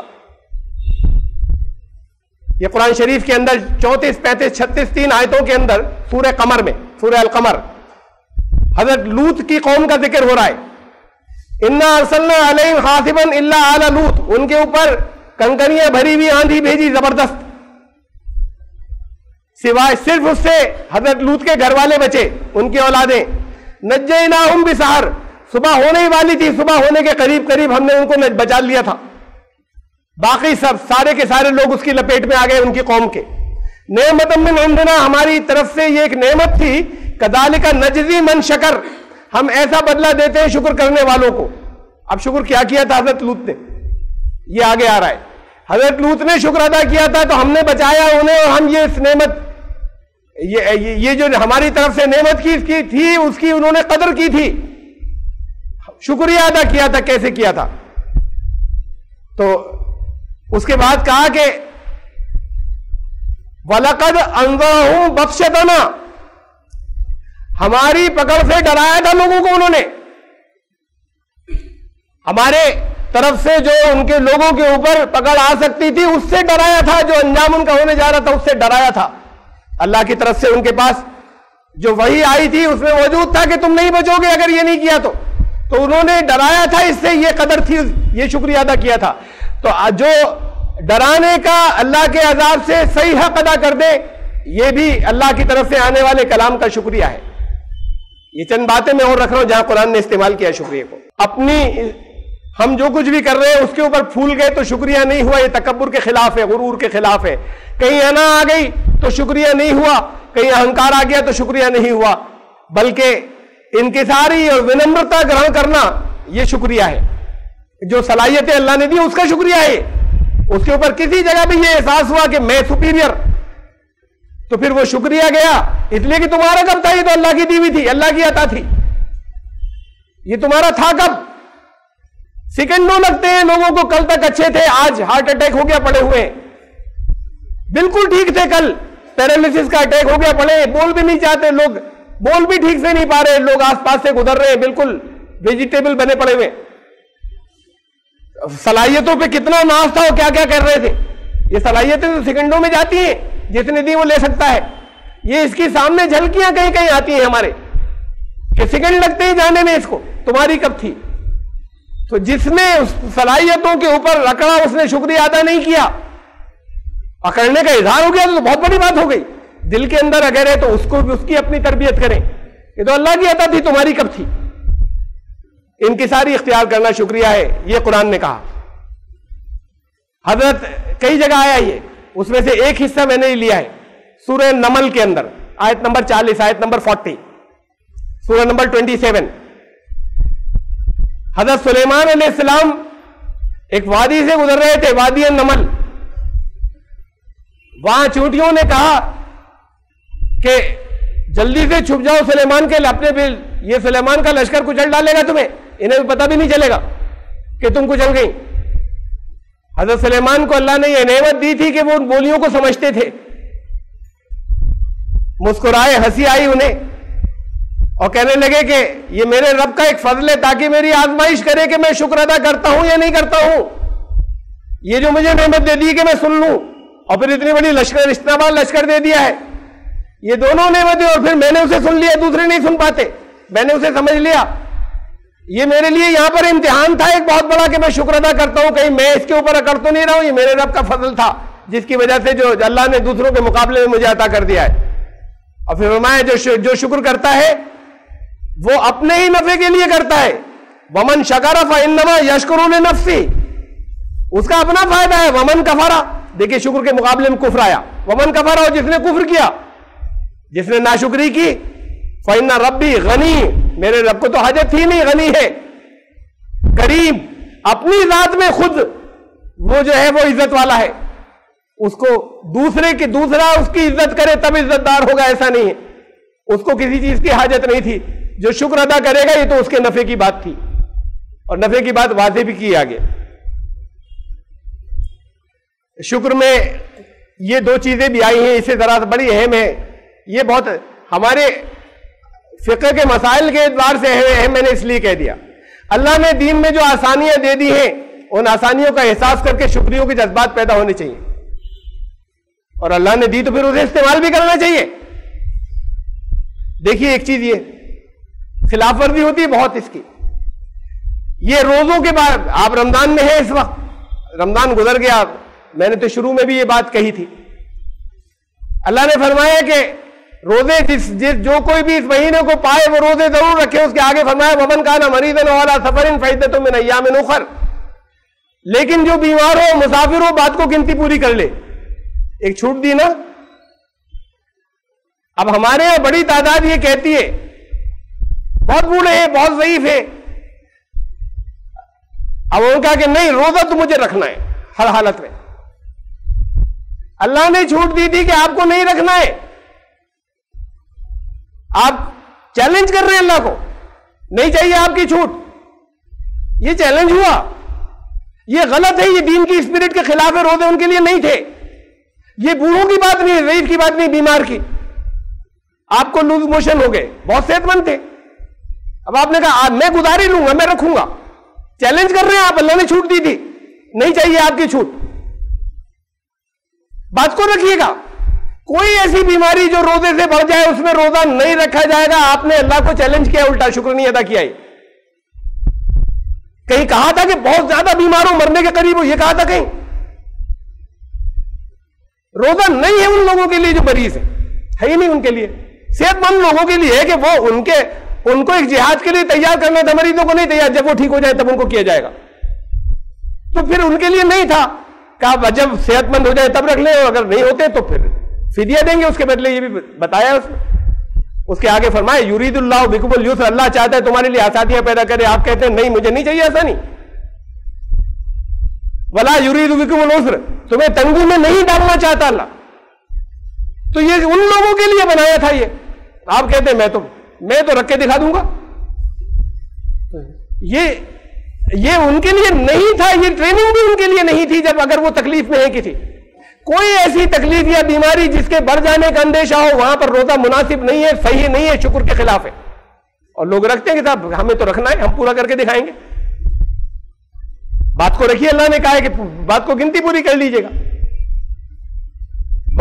اور کہا کہ اللہ نے یہ آسانی تاکہ گنتی پوری کر لو، اور اس میں درمیان میں اور اسے میں نے چھوڑ دیا شکریہ والا حصہ لیا. وَلَعَلَّكُمْ تَشْكُرُونَ، تمہیں تاکہ شکر ادا کرنا آ جائے کہ اللہ نے ہمارے لیے سہولت رکھی تھی. اللہ ہماری تکلیف نہیں چاہتا تھا.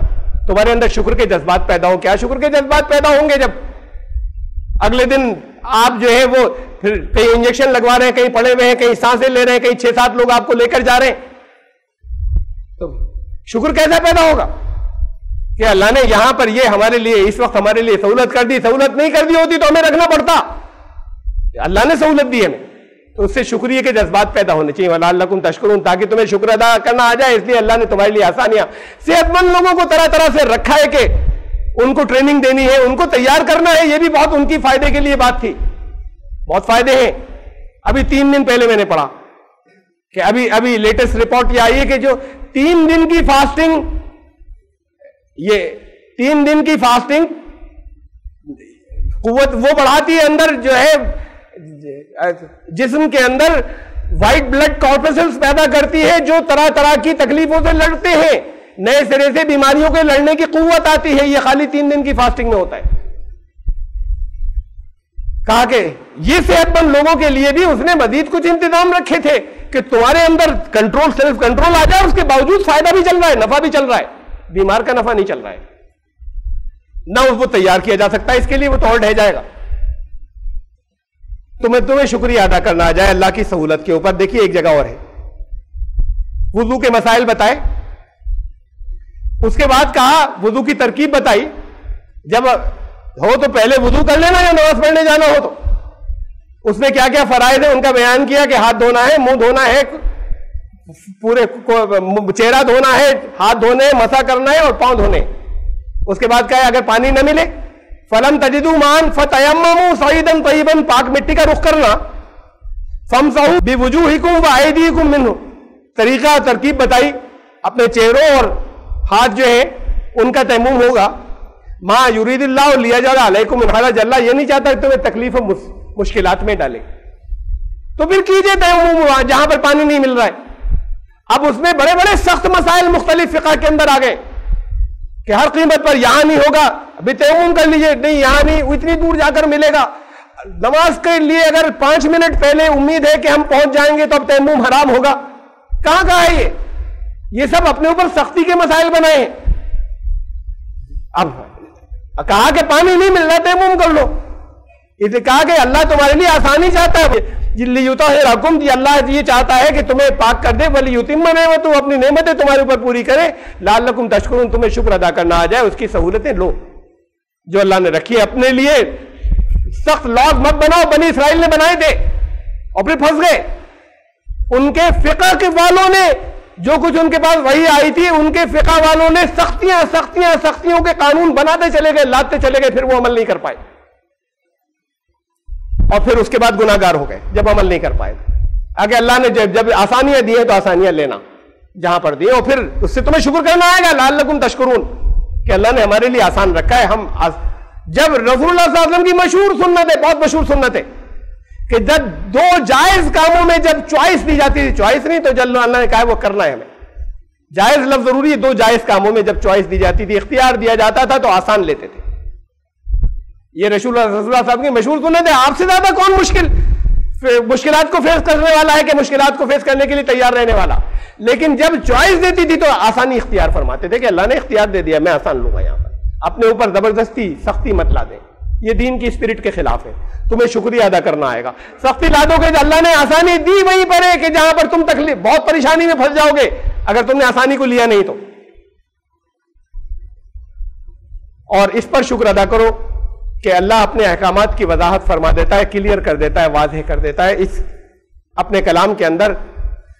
تم سے اب ایک جگہ ایک مثال ہے، یہ جو تم فضول قسمیں کھا لیتے ہو، یہ نیت نہیں ہوتی، فرمایا اس کا مواخذہ نہیں ہوگا، پکڑ نہیں ہوگی، لیکن تم نے ارادے کے اعتبار سے کوئی قسم کھائی ہے، پکی پختہ بات کہی ہے، تو پھر اس کا حساب دینا پڑے گا اگر غلط ہو گئی بات۔ پھر قسم کا کفارہ ہے اگر غلط ہو گئی تو، قسم کھائی تھی ارادے سے، اس پر تو وہ تو معاف کر دے گا اللہ، ارادہ نہیں تھا، اور تم نے فضول، ایسے نہیں کہنا چاہیے، فضول اور لغو چیزیں تو منع ہے دین میں، لیکن بہرحال ہوئی تو اس کا پکڑ اس کی نہیں ہوگی۔ جو ارادتاً کھائی اس کا کفارہ ہے، میں نے اسے چھوڑ دیا، یا کفارہ کیا ہے، آیت کے اس حصے کو، تفصیلات کو چھوڑ دیا۔ 10 مسکینوں کو کھانا کھلانا، یا انہیں کپڑا پہنانا، یا ایک غلام آزاد کرنا، یا 3 روزے رکھنا۔ فرمایا آگے کذالک یبین اللہ لکم آیاتی لعلکم تشکرون، اللہ کلیئر کر دیتا ہے ساری چیزوں کو، بہت واضح کر دیتا ہے تمہارے لیے، ورنہ بڑی پریشانی کے اندر پھنس جاؤ۔ اس کا شکریہ ادا کرنا کہ اللہ کے دین میں ہر بات کی وضاحت ہے۔ پھر گنجلکیں اتنے کیوں ہیں، پھر اتنے اختلافات بہت سی چیزوں میں کیوں ہیں؟ اللہ کی طرف سے تو بہت کلیئر ہو جاتی ہیں باتیں، وضاحت، اس کا شکریہ ادا کرنا ہے۔ کچھ کہیں بہت سی جگہوں پہ کہیں ناشکری ہوئی، جہاں پر پھر اتنی گنجلکیں اور اختلافات بہت سی چیزوں میں ہو گئے۔ اور پھر میں اس کی تفصیل میں نہیں جا رہا، یہ جملے جو میں نے چند ابھی کہے ہیں، لیکن غور کرنے کی باتیں ہیں۔ شکر کو کہا حکمت ہے، اور قرآن نے حکمت کے لیے کہا وَمَن یُؤْتِ الْحِکْمَةَ فَقَدْ أُوتِیَ خَیْرًا کَثِیرًا، بڑی زبردست بھلائی مل گئی جسے اللہ نے حکمت دے دی۔ یؤتی الحکمت من یشاء، اللہ جسے چاہتا ہے حکمت عطا فرماتا ہے، اور بڑی زبردست بھلائی ملی جسے حکمت مل گئی۔ کہا شکر حکمت ہے، اس لیے کہ اس میں اپنا ہی فائدہ ہے۔ ایک بہت سی جگہ مثال ہے، ایک مثال دے رہا ہوں، وَلَقَدْ آتَيْنَا لُقْمَانَ الْحِکْمَةَ أَنِ اشْکُرْ لِلَّهِ، سورہ لقمان میں آیت نمبر 12۔ اللہ نے لقمان کو حکمت عطا فرمائی تھی، اور وہ حکمت یہ تھی کہ شکریہ ادا کرنا۔ یہ حکمت تھی. یہ لقمان حکیم کہلاتے ہیں نا, مشہور ہے لقمان حکیم. حکیم اس لیے کہتے ہیں حکمت دی تھی وہ حکیم, یہ دوائیوں والے حکیم نہیں. اللہ نے حکمت عطا فرمائی تھی, اور حکمت یہ تھی کہ وہ شکریہ ادا کرتے تھے, اس لیے بہت بہت بڑھ گئے وہ. اور اللہ نے اپنے کلام میں ذکر کیا ان کا, کہیں یہ نہیں کہا کہ نبی یا رسول تھے, ہمیں نہیں معلوم تھے یا نہیں تھے, لیکن کہا اللہ نے حکمت عطا کی تھی. اور حکمت یہ تھی کہ شکر. اس کے بعد پھر آگے کا حصہ جو ہے وہ اللہ نے خود ایک اصول بیان فرمایا, وَمَن يَشْكُرْ فَإِنَّمَا يَشْكُرُ لِنَفْسِهِ, جس نے شکریہ ادا کیا وہ اس کا بہت بھلا ہے, اپنے فائدے کے لیے کر رہا ہے وہ. وَمَن كَفَرَ, پھر کفر آ گیا اس کے مقابلے میں شکر کے. یہاں مطلب ہوگا ناشکری, اور جس نے نہیں شکریہ ادا کیا یا ناشکری کر بیٹھا, نعمت کی قدر نہیں کی, فَإِنَّ اللَّهَ غَنِيٌّ حَمِيدٌ, تو اللہ کو تو ضرورت تھی نہیں, اور اللہ کو اپنی حمد بھی نہیں کروانی تھی, اپنی ذات میں خود ہی وہ حمد والا ہے, اس کو نہیں کرانی تھی.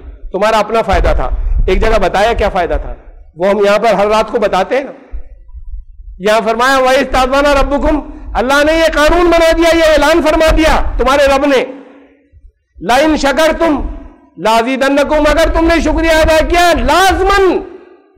لیکن شکریہ خالی زبانی نہیں جو آپ یہاں کرتے ہیں, شکریہ کی کیفیت پیدا ہونے چاہیے دل میں. ابھی نہیں ہوئی تو پریکٹس کر لیجئے, بات کو ذرا سا رک کرو. کہا اللہ کا وعدہ ہے, اللہ کا وعدہ غلط نہیں ہوتا. وَمَنْ أَوْفَىٰ بِعَهْدِهِ مِنَ اللَّهِ, اللہ سے بڑھ کر وعدہ وفا کرنے والا کون ہے.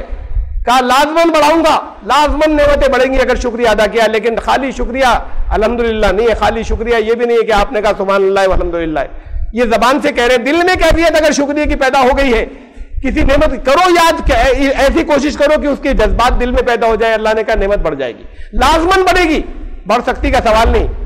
اور یہ ٹکڑا میں نہیں پڑھواتا ہوں یہاں پر, یہ بعد والا حصہ ہے, یہ آج آیا ہے, اسے ذرا سے سن لیجئے. یہاں پہ جو ایک شکریہ کی نماز کے اندر جس میں یہ پہلا حصہ لیتے ہیں, بعد والا میں نے روک دیا ہے کہ کم سے کم زبان سے ہماری اس لیے کہ ہو جاتی ہے نا شکریہ ہم سے, اب ہمیں اللہ کو حوالہ دے کہ اللہ آپ کے. لیکن آپ سن لیجئے اس کے لیے اب کہ ساتھ میں یہ بھی کہا ہے وَلَا إِن كَفَرْتُمْ, اگر کی ناشکری, إِنَّ عَذَابِي لَشَدِيدٌ, میرا عذاب بھی بڑا سخت ہے, میری پکڑ بھی بڑی سخت ہے.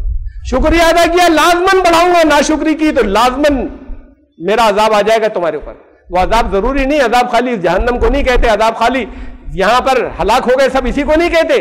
زندگی جو ہے وہ تڑپ تڑپ کر گزرے گی, چیزیں چھن جائیں گی, نعمتیں. کہا کہ میرا عذاب ساتھ میں لگا ہوا ہے, بڑا شدید عذاب ہے. تو اگر ناشکری کی, یہ دونوں باتیں ہیں, یہ بوتھ ویز ہے, خالی اتنا ہی نہیں کہ شکریہ دے کے لازماً بڑھے گا, یہ بھی کہ اگر ناشکری کی تو پکڑ بھی بڑی سخت ہے میری, یہ یاد رکھنا.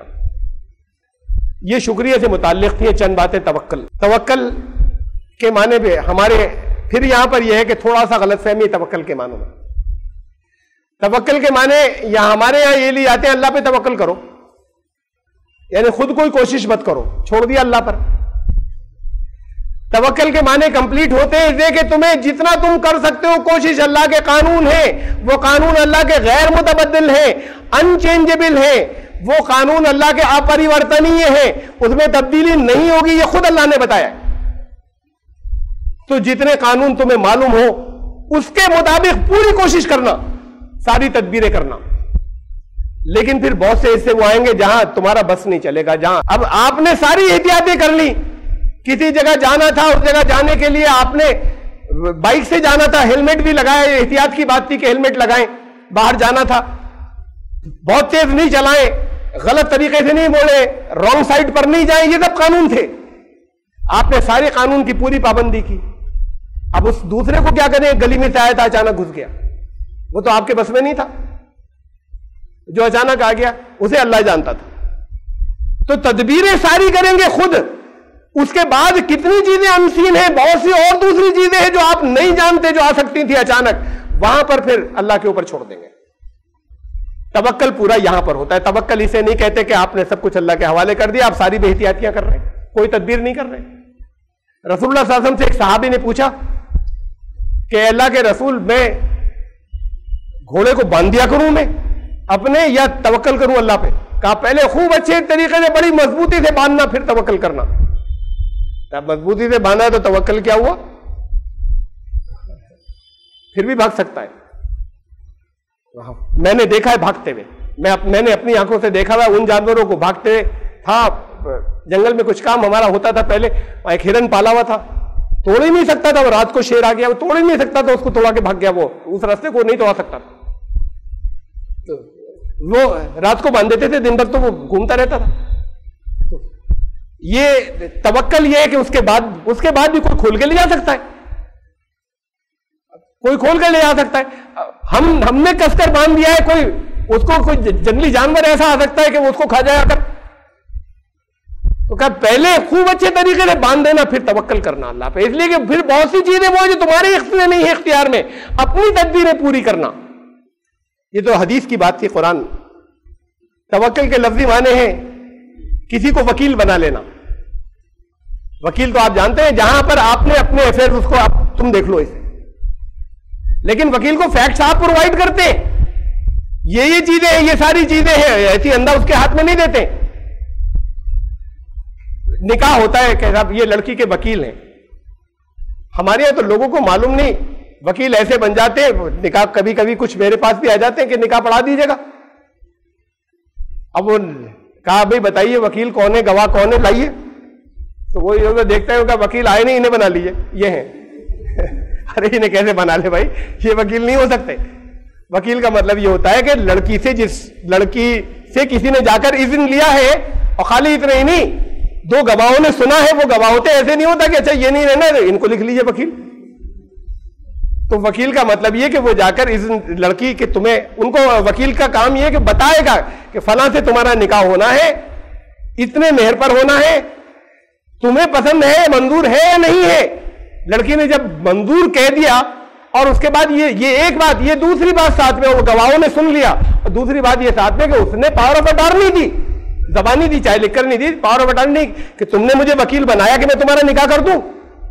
ہاں تم نے ہاں تو کہہ دی، لیکن اب میں کراؤں گا تمہارا نکاح، یہ تم نے اختیار دیا یا نہیں دیا، یہ وکیل بنانا ہے. یہ دونوں باتیں پوری ہوں گی تو وکیل ہے، ورنہ وہ کاغذ پہ 2 کے نام وکیل لکھا دیتے ہیں، اور ایک کا نام وکیل اور 2 گواہوں کا لکھا دیتے ہیں. وہ نہیں آئے تو ان کا لکھ لیجیے. پھر ان سے گواہی نہیں آیا تو انہیں لڑکی کے پاس لے کے جاؤ، 2 گواہ ساتھ میں لے کے جاؤ، اس کا اذن ہوگا، اور ساتھ میں یہ بھی ہوگا کہ ہاں ہم نے اختیار دیا کہ آپ نکاح کرا دیں. یہ بھی ساتھ میں، یہ پارٹ بھی ضروری ہے. لوگ مطلب اس کا نہیں جانتے، نکاح ہو جاتے ہیں وکیل اور گواہوں کے. تو وکیل کے کا مطلب یہ ہے کہ اس کو اپنی چیزیں پرووائڈ تو خود کی ہیں، اپنے آپ کوئی وکیل نہیں بن گیا، اللہ کو وکیل بنایا اپنا. قرآن شریف میں جگہ جگہ ہے کہ اس سے بڑھ کر وکیل، اس سے اچھا وکیل تمہارا کون. اس کے قانون پر پورا عمل کرو، اس کے بعد اپنا معاملہ اس کے سپرد کر دو. تم کر دو گے تو بنایا، نہیں کیا تو نہیں بنایا. معاملہ کسی کے سپرد کر دینا اور ذمہ داری جہاں تک ممکن ہو اس کے انچینجبل، جو چینج نہیں ہو سکتا، وَلَن تَجِدَ لِسُنَّتِ اللَّهِ تَبْدِيلًا، اللہ کے قانون میں تم تبدیلی نہیں پاؤ گے. اس قانون پر بھروسہ کرو، اس کے مطابق اپنا عمل کرو، اس کے مطابق اپنی ایفرٹس ہو، اس کے بعد اس کی رحمت پر بھروسہ. پہلے اس کے قانون پر بھروسہ، جو وہ قانون جو بدلے گا نہیں، اس کے مطابق جتنا ہمیں معلوم ہے ساری ایفرٹس کر لیں، ساری کوششیں کر لیں، یہ ضروری تھا. اب ساری بہت سی چیزیں وہ ہے جو انفورسین ہے، جنہیں ہم جو ہمیں نظر نہیں آتی، پتہ نہیں کہاں سے اچانک کیا آ جائے گا. ساری چیزیں، سارے قانون ہمیں معلوم بھی نہیں ہیں. اس کے بعد وہ باقی حصے میں اس کی رحمت پر بھروسہ. تو توکل کے مطلب بھروسہ، لیکن بھروسہ اس طریقے سے پورا ہوتا ہے تب توکل ہوتا ہے. خالی ایسے ہی اپنی آنکھیں بند، تو پھر اللہ کی طرف سے اللہ کے قانون معلوم ہے، وہ کوششیں آپ نے کی نہیں ہے، کہا اللہ پہ توکل کیا ہے، تو اللہ پہ توکل کریں گے. تکیے کے نیچے نوٹ نہیں ملیں گے، کوئی وظیفہ پڑھنے سے بھی نہیں ملیں گے. لوگ چڑھتے تھے، کوئی وظیفے پڑھنے سے نہ خزانے ملیں گے، نہ وظیفے پڑھنے سے تکیے کے نیچے روز نوٹ ملا پڑیں گے. عملیات کی کتابوں میں ملے گا، آپ کو تکیے کے نیچے نہیں ملے گا. کوشش کریں گے، جتنی کوشش اس کے لیے جو قانون ہے وہ سارے پورے کریں گے. اس کے بعد بھی صحیح سب کچھ کیا تھا، پھر لاس ہو سکتا ہے. اس لیے کہ بہت سی وہ چیزیں جو آپ کی نظر پر نہیں تھیں، وہاں توکل ہے. توکل یہاں ایسے پورا ہوتا ہے. حضرت یعقوب علیہ السلام نے اپنے بیٹوں سے کہا، حضرت یوسف تو مصر کے فائنانس منسٹر بن گئے، غائب سے بہت عرصے سے، ابھی معلوم نہیں ہے انہیں کہ بیٹا ملنے جا رہا ہے. یہ اس وقت کا قصہ ہے. یہ ان کی باقی اولادیں 11 بھائی جو ہیں یہ پہنچ چکے ہیں اس تک، اور انہوں نے بھی نہیں پہچانا ہے کہ یہ ہمارا بھائی ہے کھویا ہوا، جس کو انہوں نے خود لے جانے کے بعد ایک کنویں میں ڈال دیا تھا، اور پھر اللہ نے اس جگہ تک پہنچا دیا. اب وہاں پہ غلہ تقسیم ہو رہا ہے. قحط کے دنوں میں ایک دفعہ لے آئے ہیں، اب انہوں نے کہا تھا دوبارہ دوں گا پھر آنا. تو حضرت یوسف علیہ السلام، اور لیکن بھائی کو لے کر آنا، ایک بھائی جو ان کا سگا بھائی تھا، کہا اسے بھی لے کر آنا، اسے چھوڑائے تھے. تو حضرت یعقوب نے مجبوراً ساتھ کیا کہ بھئی دیکھو تم وعدہ کرتے ہو کہ حفاظت کرو گے، اور اس کے بعد پھر تدبیر ایک بتائی، کہا کہ الگ الگ دروازوں سے داخل ہو، ایک ساتھ مت جانا۔ اب اس میں بہت سی ان کی اپنی حکمتیں تھیں بتانے کی کہ اکٹھے مت جانا، ذرا الگ الگ راستوں سے جانا، داخل ہونا، اس کی تفصیل میں آنے کے یہ تھی تدبیر ان کی۔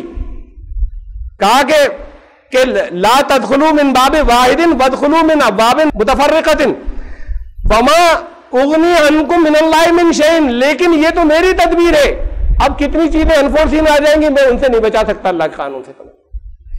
سچویشن جو اس وقت آئے اس کے حساب سے تمہیں فیصلہ کرنے سے نہیں روک رہا، میں موقع پہ سچویشن کوئی بدل گئی اس سے بھی نہیں روک رہا، اور نہ اس سے روک رہا ہوں کہ جو میں نہیں جانتا میرے علم میں کیا چیز اچانک آ جائے گی تو تمہیں ہر حالت میں ان چیز، یہ تو میری ایک تدبیر ہے خالی جو تم سے کہہ رہا ہوں، لیکن میں جو اللہ کی طرف سے جو کچھ بھی چیزیں آ جائیں کوئی اچانک اس موقع کے اوپر جو میں نہیں جانتا، اس کی تدبیر میں تمہیں نہیں بتا سکتا، یہ ایک تدبیر ہے، اس پر عمل کرنا سچویشن کے حساب سے، پھر قانون کے اعتبار سے کرنا، اور بہت سی وہ ہوں گی جو سچویشن کا تمہیں اندازہ بھی نہیں ہوگا اور آ جائیں گی، ان کے بارے میں کچھ نہیں کر سکتا، وہاں توکل کرنا۔